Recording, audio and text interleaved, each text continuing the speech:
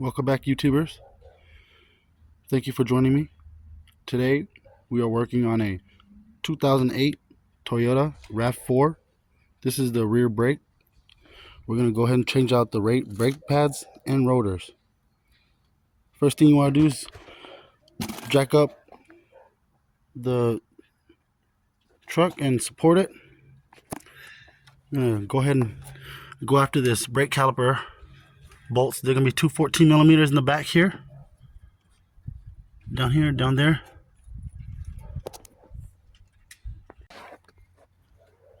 Okay, now that we got those brake caliper bolts off, we're going to go ahead and slide the brake caliper itself off.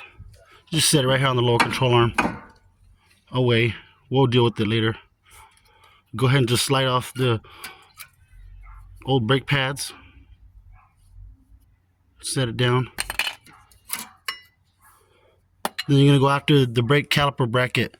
It's going to be two of these 17 millimeter bolts right here, down there. I'm going to take it off. That way we can change out the rotor. Okay, now that we got the brake caliper bracket off, all the bolts and the old brake is over there. I'm gonna go ahead and pull off this old brake rotor, and then behind the brake rotor it's gonna be your parking brake. Let's take this off. Bear with me. It's a little tough. It's a fighter. Right here. It's gonna be your parking brake.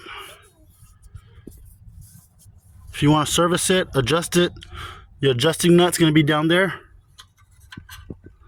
Down here somewhere. I'm just gonna clean it. I'm not gonna service it because I don't need to. I still got a lot of life left. But then yeah, go ahead and prep it. I'm gonna throw some more anti-seize on here, anti-seize. Clean it up, prep it for the new rotor.